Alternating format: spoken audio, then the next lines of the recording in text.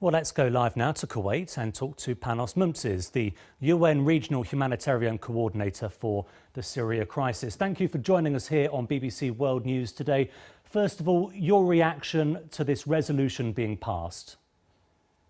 Well, finally, of course, we very much welcome the anonymous decision of all 15 members of the Security Council to pass the resolution.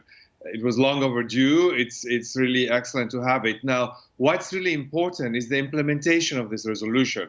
I mean, having all council members vote, that's great, but how would it translate? And we very much wanted to see an immediate effect where the hostilities to really come to an end and for routes to open, for us to be able to bring in humanitarian assistance, food, medical supplies, and to be also able to evacuate people who need medical evacuation.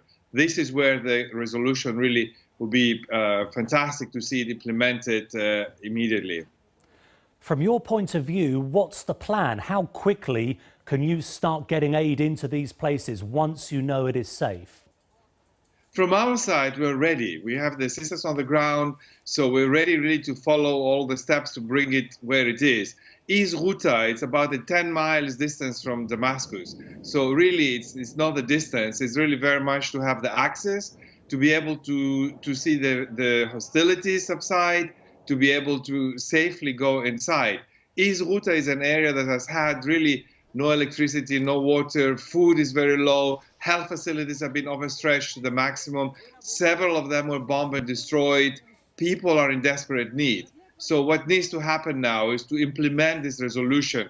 What is signed in paper has to translate in action down. And it's not just about East Ghouta. The resolution talks about the totality of the Syrian territory. So we also want to see the same cessation of hostilities in Idlib, in Afrin, in all areas, for us to be able to reach all areas where there are people who are besieged or hard to reach. There is some 2.9 million people who are in the hard-to-reach areas. So really we want to see a cessation of hostilities in the totality of the country.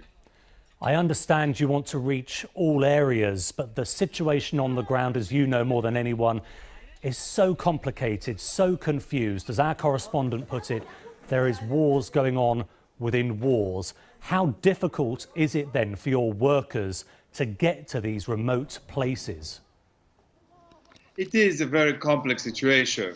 Indeed, there is multiple actors, multiple groups, multiple countries.